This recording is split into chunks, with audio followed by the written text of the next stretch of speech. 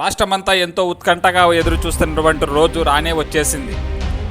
ఆంధ్రప్రదేశ్ రాష్ట్ర చరిత్రలోనే అత్యధికంగా 4వసారి ముఖ్యమంత్రిగా ప్రమాణ స్వీకారం చేయనున్నటువంటి శ్రీ నారా చంద్రబాబు నాయుడు గారు తొలిసారిగా డిప్యూటీ సీఎంగా ప్రమాణ స్వీకారం చేయబోనున్న జనసేన పార్టీ అధినేత శ్రీ కొణిదెల పవన్ కళ్యాణ్ గారు, వేలాదిగా తరలి రానున్న కార్యకర్తలు మరియు అభిమానులు, ఈ కార్యక్రమానికి ముఖ్య అతిథిగా రానున్నటువంటి దేశ ప్రధాని నరేంద్ర మోదీ గారు, ఈ ప్రమాణ స్వీకారానికి వేదికగా విజయవాడ సమీపంలోని కేసరపల్లి గ్రామంలో దాదాపు 100 ఎకరాలలో భారీ ఏర్పాట్లు చేయడం జరిగింది.